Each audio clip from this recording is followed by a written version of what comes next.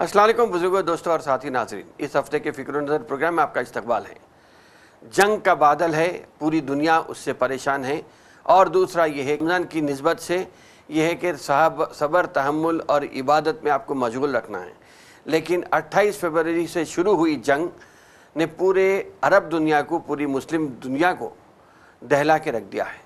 वैसे दुनिया को, अरब दुनिया को तो नहीं, लेकिन दुनिया को यकीनन दहलाया गया है। 28 फरवरी को हुआ यूँ कि जब ईरान की जंग शुरू हुई, ईरान के ऊपर जब हमला शुरू हुआ,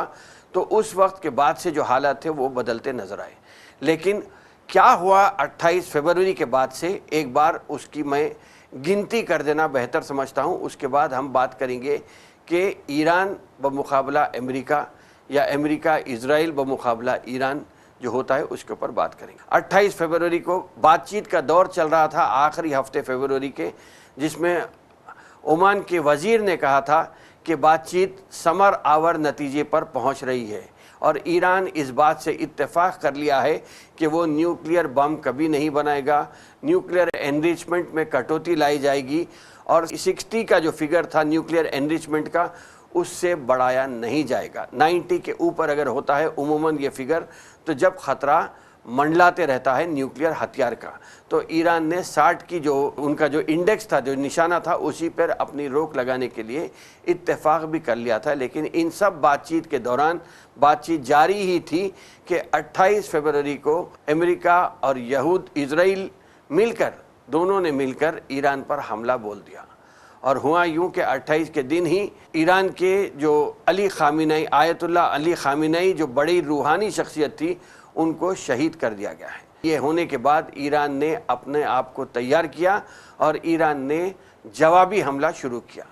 हुआ ये कि ईरान ने अपने गल्फ़ के अड़ोस पड़ोस के जो अरब ममालिक थे, उनके ऊपर भी हमला करना शुरू कर दिया। IRGC के 1 मार्च को IRGC के अटैक ने हुर्मुज से गुज़रने वाले जो थे, उसमें UAE के ऊपर भी हमला किया और मुत्तहिदा अरब इमारात ने उन्हें वार्निंग दी ईरान को। लेकिन उसके बावजूद में ईरान ने यह कहा कि जब हम बातचीत कर रहे थे और हम अमन व अमान की बातचीत कर रहे थे, आप उस पर हमारे ऊपर जंग लाद दिए और उन जंग का जवाब देना या हमले का जवाब देना हमारा हक़ है। और जब इतनी बड़ी शख्सियत की शहादत होती है तो यकीनन उसका जवाब होता ही है। लेकिन 2 मार्च को फिर ईरान ने एक काम किया कि ईरान ने हुर्मुज का जो रास्ता है, समंदरी रास्ता है, उसको रोक दिया। इजराइल ने हिजबुल्लाह के ऊपर अटैक किया 2 मार्च के दिन। उसके बाद 3 मार्च को ईरान ने मिडल ईस्ट में कई मुकामात पर, जहाँ पर भी मिडल ईस्ट में तो हुआ, अरब इमारात में हमला हुआ, लेकिन अरब इमारात के अमेरिकी ठिकानों पर हमला हुआ। वहाँ पे हमला होना मतलब यह है कि अरब के अमेरिकी जो अड्डे थे उसके ऊपर हमला हुआ 3 मार्च को। 4 मार्च को अमेरिका ने ईरान की एक समंदरी जहाज़ था, उसे डुबो दिया और यहाँ पे एक आने के बाद मैरीटाइम ट्रेड जो होता, जो समंदरी रास्ते से जो तिजारत होती थी, उस पर बहुत बड़ी रोक लग गई। 5 मार्च को अज़रबैजान ने कहा कि ईरान अपने एरिया से हमारे एरिया में ड्रोन्स को भेज रहा है, तो हमारी एरिया की खिलाफ वर्जी हो रही है या स्पेस की खिलाफ वर्जी हो रही है। उसके बाद 6 को इजराइल की तरफ से ईरान पे हमला हुआ और ईरान के साथ साथ उन्होंने बेरूत में हिजबुल्लाह के कई मुकामात पर हमला किया, कई लोगों की जान भी चले गई है। और 7 मार्च को अमेरिकी फ़ौज ने कहा कि उन्होंने ईरान में अब तक 3000 मुकामात पर हमला किया है। 8 मार्च को बहरीन ने कहा कि ईरान हमारे डिसैलिनेशन प्लांट को, जो मतलब समंदरी पानी को जो पीने के लायक बनाने का जो डिसैलिनेशन प्लांट होता है, उस पर 8 तारीख को हमला हुआ। बहरहाल ऐसे वाक़यात हुए हैं, लेकिन ईरान ने अपने जब तक खामोशी थी, लेकिन जब ईरान जवाबी हमला देना शुरू किया तो पहले ईरान ने अपने अरब अड़ोस पड़ोस के ममालिक पे, जहाँ पे अमेरिकी बेसिस थे, वहाँ पे हमला करना शुरू कर दिया। होना तो ये चाहिए कि ईरान की जो स्ट्रैटेजी है, जो हिकमत अमली है, वो तो कोई भी अमीर कारवान की जिस तरह होती है वैसा है। तो अमीर कारवान की बात आई तो ये एक शेर याद आया कि निगाह बुलंद सुखन दिल नवाज जान पुरसोस, निगाह बुलंद सुखन दिल नवाज जान पुरसोस। یہی ہے رخت سفر میر کاروان کے لیے۔ تو ایران نے جب حملہ شروع کیا، جوابی حملہ شروع کیا، تو ایران نے یہ سوچ لیا کہ جنگ کی حالات میں جب ملک ہوتے ہیں تو کوئی اجنبی ہوتا ہے، آپ کسی سے پہچانتے نہیں ہیں۔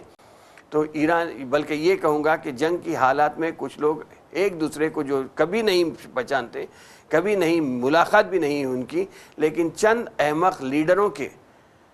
فیصلوں کی وجہ سے وہ ایک دوسرے کی جان کے دشمن پڑ جاتے ہیں۔ ویسا ہی کچھ امریکہ کے صدر نے ایسا فیصلہ لیا، یا یہود کے اشارے پہ یا اسرائیل کے اشارے پہ امریکی صدر نے ایسا فیصلہ لیا کہ وہ ایران پہ حملہ شروع کر دیا، جبکہ کئی کلومیٹر دور امریکہ ہے، لیکن پھر بھی ایران کو خطرہ محسوس کرتے ہوئے انہوں نے حملہ کر دیا۔ ہوا یہ کہ اب ایسا ہونے میں یہ دیکھیں گے تو تاریخی پس منظر میں اگر بات کریں گے تو 1979 کے اسلامک ریولیوشن کے بعد سے، آیت اللہ خمینی کے جو ریولیوشن لایا گیا تھا، جو انقلاب آیا تھا، اسلامی انقلاب آیا تھا ایران میں، اس کے بعد سے اسرائیل کے اور ایران کے تعلقات خراب ہوئے۔ لیکن اس سے پہلے اگر دیکھا گیا تو 1948 سے 1979 تک ایران دنیا کا دوسرا مسلم ملک تھا جو اس نے اسرائیل کو ریکگنائز کیا تھا، بلکہ اسرائیل کی وجود کا احساس کیا تھا۔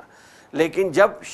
پہلو شاہ کا زمانہ تھا، اور شاہ کے زمانے میں یہ بھی کہا جاتا ہے کہ ایران میڈل ایسٹ کا فرانس تھا،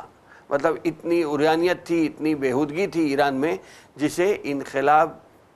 اسلامی انقلاب کی وجہ کے بعد سے قابو پایا گیا اور ایران میں اسلامی قانون نافذ کیا گیا تھا، اور وہ ابھی تک جاری ہے اتنے سالوں کے بعد بھی۔ 1949 سے 1989 تک آیت اللہ خمینی کا زمانہ تھا، اس کے بعد سے علی خامنئی کمان سنبھالے ہوئے تھے اتنے سال تک، جنہیں امریکی حملے میں شہید کر دیا گیا تھا۔ اگر ہم ان سب کو چیز کو دیکھتے ہوئے اگر صرف یہ احساس کریں،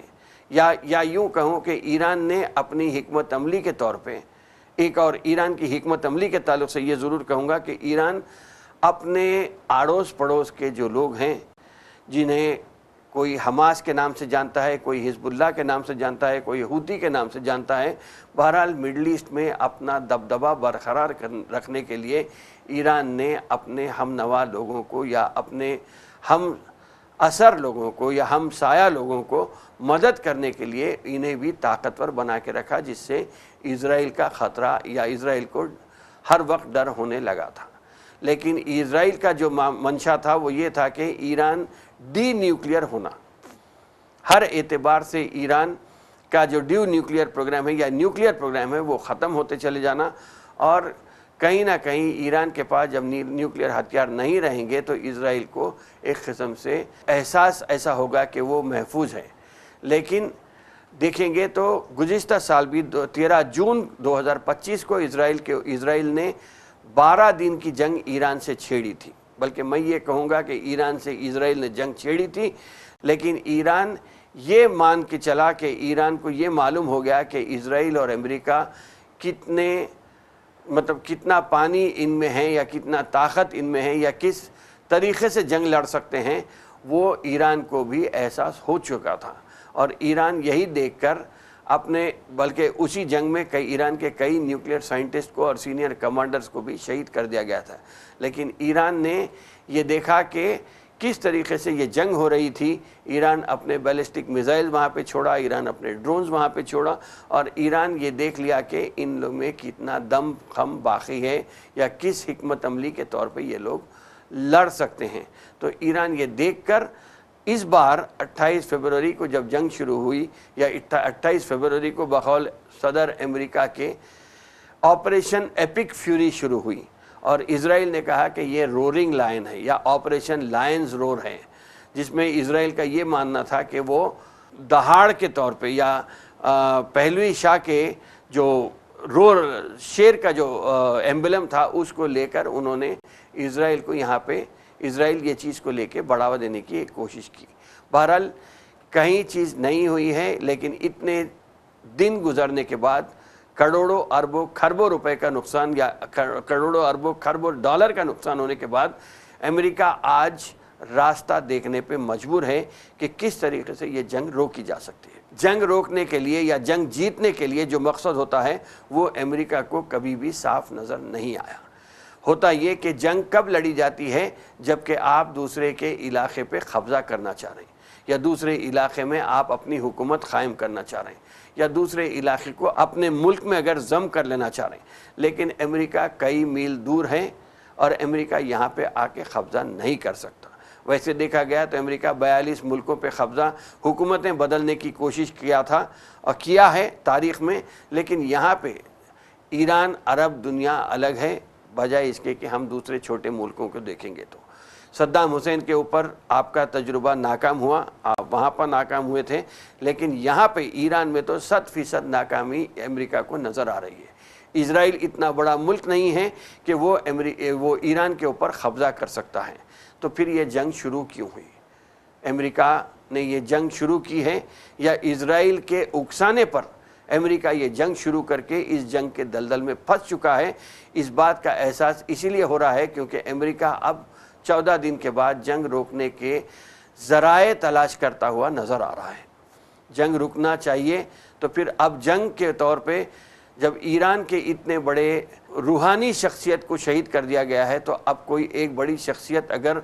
मुखालिफ सिमत में ख़त्म होती है तो ही मैं समझता हूँ कि कहीं ना कहीं ये चीज़ थम सकती है। लेकिन अभी फ़िलवक़्त ऐसे कोई आसार नहीं आ रहे हैं कि जंग रुकने के लिए, और अमेरिका ईरान के तरफ से लगातार यही बयानात आ रहे हैं कि वो अभी तवील जंग लड़ने के लिए अहल है। जब ईरान तवील जंग लड़ना चाह रहा है तो अमेरिका की माशी एतबार से जो जंग तो शुरू हुई थी हथियारों को, मिसाइलों को लेकर, लेकिन ऐसा लग रहा है कि अमेरिका माशी जंग हार चुका है। और अब जिस तरीके जो उलझन में अमेरिका पड़ा है वो अमेरिका तो जाएगा रिसेशन में, साथ ही साथ पूरी दुनिया को भी रिसेशन ला के छोड़ेगा। और ईरान ये कहता हुआ नज़र आ रहा है कि हम तो डूबे हैं सनम, पूरी दुनिया को भी ले डूबेंगे, बल्कि अमेरिका को ले डूबेंगे, जो अमेरिका भी पूरी दुनिया को लेके डूबने वाला है। लेकिन बात यह है कि इतनी सब तारीख़, इतनी सब चीज़ की जो बात हुई है, इतने सब डिस्कशन जो मेरी बात में हुआ है, वो इसलिए हुआ है कि आप ये सोच लीजिए कि हम हिंदुस्तान में रह रहे हैं और हिंदुस्तान में जिस तरीक़े का जुल्म फ़िलवक़्त मज़लूम कौम अगर हैं तो वो मुसलमान हैं और दलित हैं।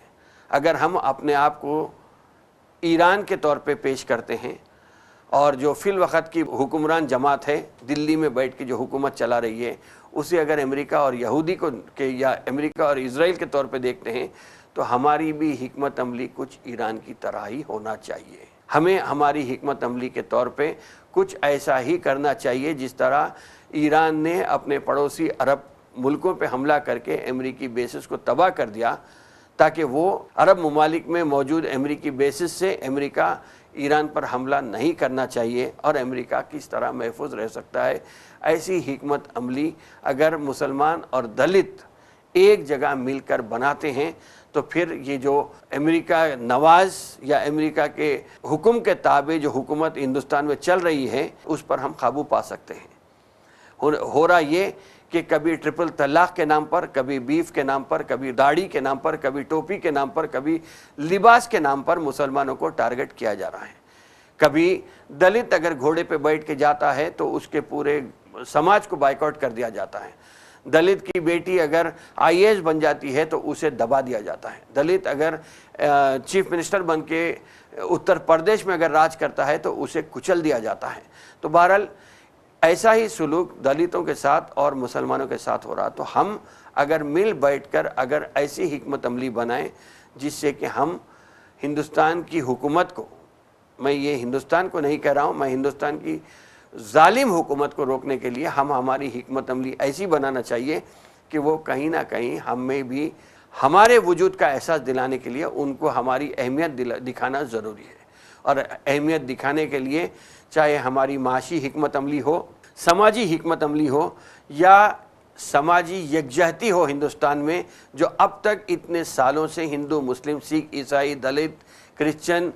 सब मिलके, पारसी सब मिलके एक जगह मिलके रहते थे, जो आज तोड़ के डिवाइड एंड रूल की पॉलिसी अपनाई हुई हुकूमत है हिंदुस्तान की, उसको हम मुंह तोड़ जवाब देने के लिए, बल्कि भारत को जोड़ने के लिए हो या हिंदुस्तान को मिलाने के लिए हो, शीर व शक्कर की तरह रहने के लिए पूरे हिंदुस्तान में फिर से अपने पुराने हिंदुस्तान में भाईचारगी का माहौल बनाने के लिए दलित को और मुसलमान को मिलकर एक ऐसी हिकमत अमली तैयार करना पड़ेगा ताकि वो आज की मौजूदा जालिम हुकूमत हमें हमारी अहमियत को समझते हुए हमारे सामने झुकने के लिए तैयार हो जाए। 2 करोड़ सिख लोग मिलके जब फार्म बिल्स को वापस करा सकते हैं तो मैं समझता हूँ कि 17 करोड़ दलित, 56 करोड़ बीसीस